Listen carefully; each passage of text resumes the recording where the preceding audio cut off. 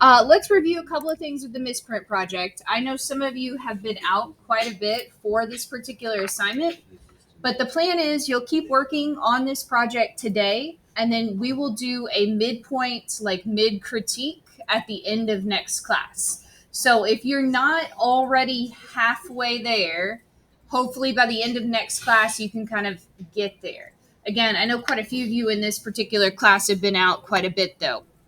So while we continue working on this project, I do want to remind you of some of the basic requirements for the project, just to kind of keep in the back of your mind. So a few of the simplest ones are you do want to have a set amount or a set of, let me rephrase that. You need a set of images that fulfill certain types.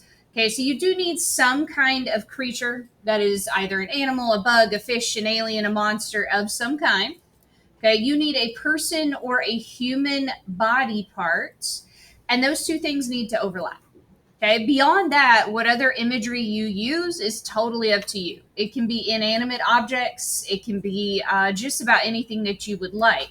A lot of you have a very specific theme that you're using, so it's been pretty easy for you to figure out kind of what parts you want to use. But remember, if you haven't decided yet, the person or human body part, it does not necessarily have to be external, and it doesn't have to be the full body. So you can do things like internal organs, or just like small facial features, things of that nature.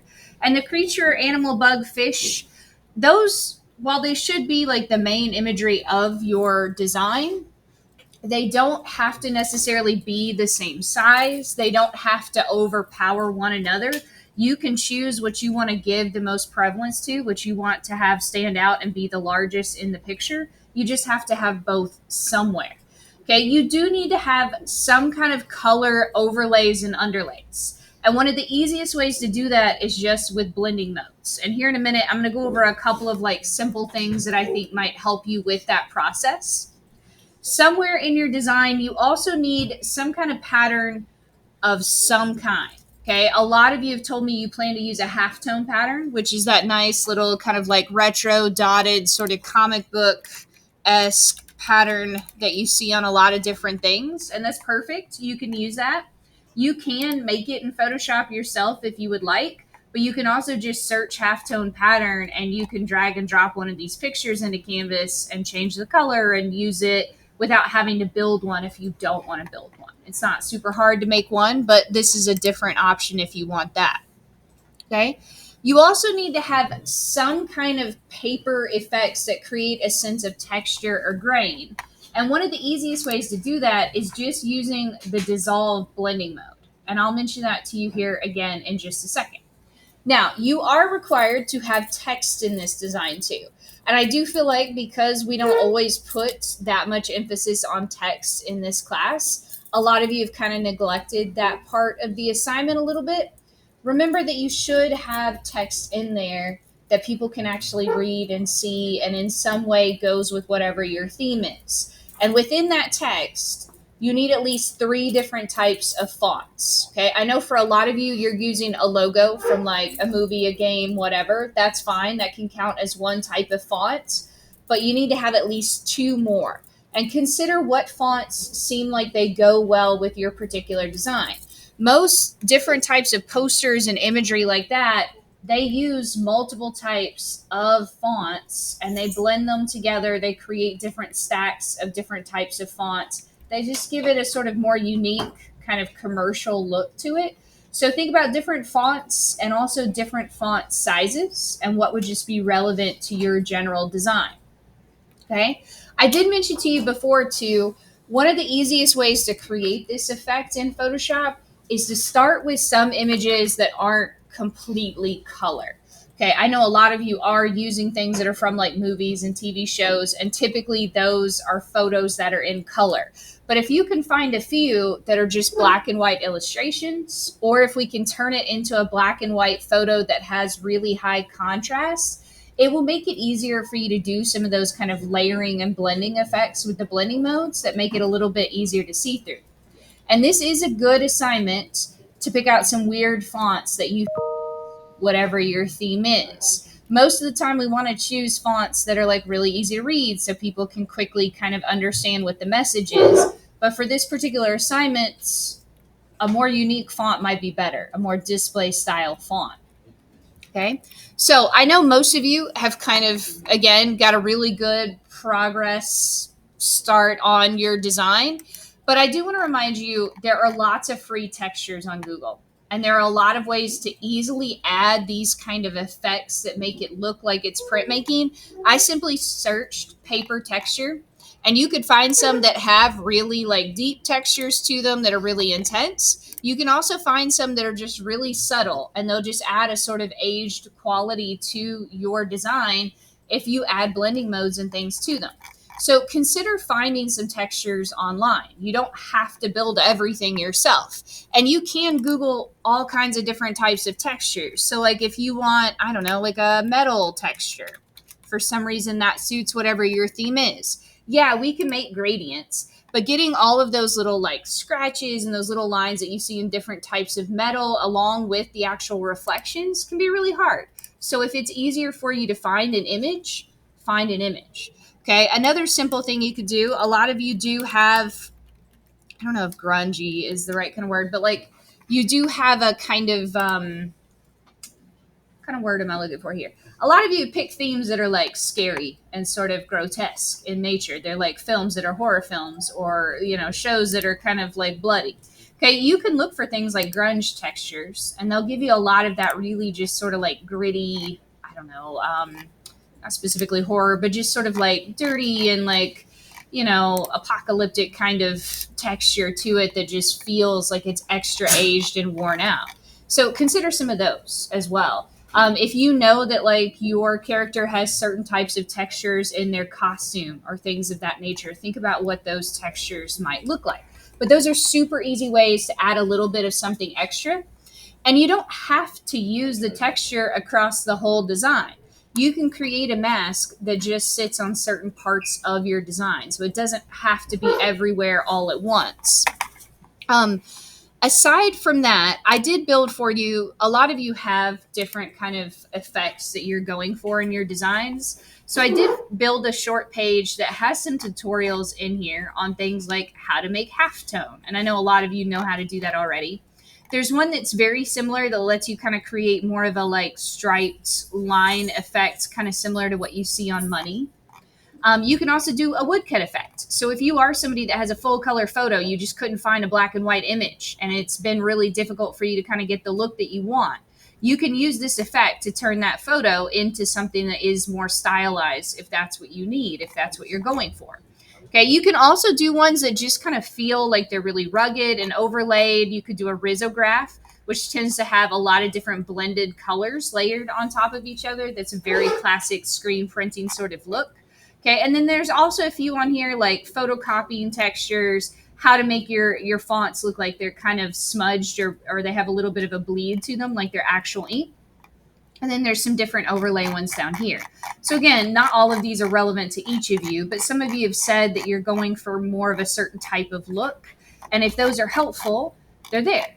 Okay. Now, I did throw together in like the last 5 to 10 minutes this kind of crappy example right here, but I want to just show you a couple of things. Okay. And this is not done, so don't like think that I'm giving you really horrible advice because this looks so bad.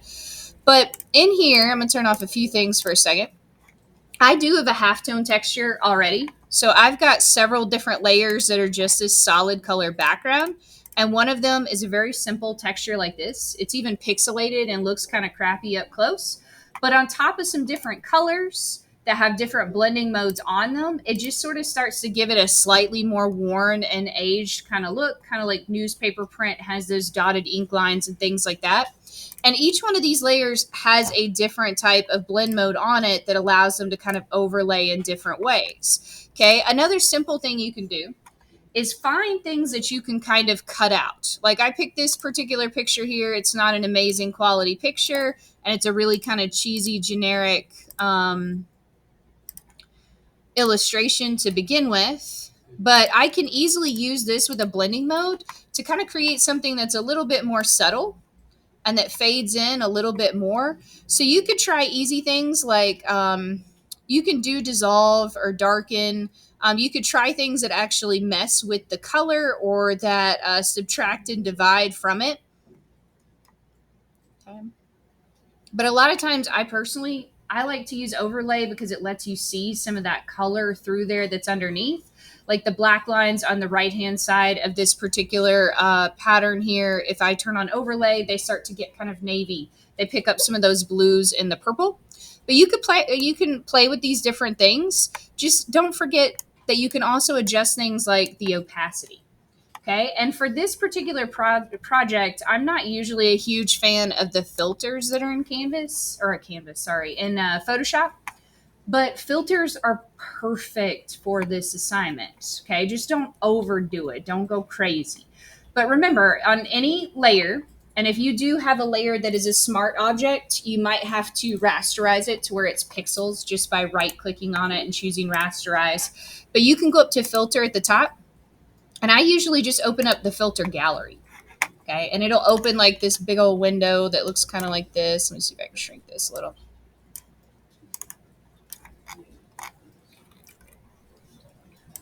And you could try out all kinds of different effects. Okay. So there, let's see, what should we try? We could try things like grain. We'll give it kind of like a tech sort of look to it. There are some that just say like texturizer or mosaic tiles. And a lot of these look really bad on their own. I'm not going to lie. They don't look amazing on their own. But you can use them to kind of just add a little hint of something different. And then you can apply that with your different blending modes to give it a little bit more of an interesting kind of overall look. Let's see. I don't know what would be a good one for this in particular, but let's do not that. Yeah, so I could do a little bit of a grain, and then that with the blending mode just gives a little something different. Okay, I will say it tends to work a little bit better on photos. So like if I turn on her, maybe I turn on thing here. Okay, and you can use your masks to make things a specific color. So like I cut out this little hand, this little character thing right there, right? And he doesn't have a lot of color to him to begin with. He's very pale. But when I made that mask, you can come over here to your layers panel. And if you click on that little black and white square, if you just hold control as you click, it'll select that mask for you. You don't have to remask it. But what I did then was I just picked out a color that I would rather thing be. And I picked out like a bluish turquoise and I made a layer that was just that color. And then I applied the mask to it. And it just gives him like a slightly different tint. And now I could go in and I could add different effects to that beyond what it already has. So just something else to consider. You can easily convert anything to one color. And I know that can be a little bit confusing, but if that's something you're looking to do, let me know and I will gladly help you with that. Okay, but play with filters and definitely play with textures.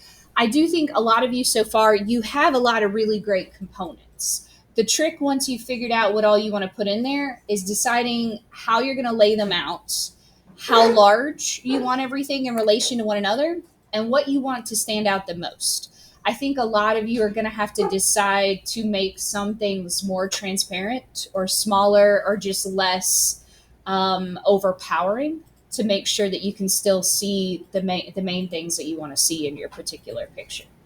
Okay. So my misprint people, I'm going to let you continue working. I will come around later and just kind of check in with you. But midpoint critique will be next class. Okay, so at the end of next class, you don't have to submit anything today. We'll take a look at where you are, and we'll do a more formal critique with feedback then. Does anybody have any questions that's working on misprint at the moment? I know you guys are at vastly different rates of progress. Okay, cool. So I'm going to pause there on advanced production.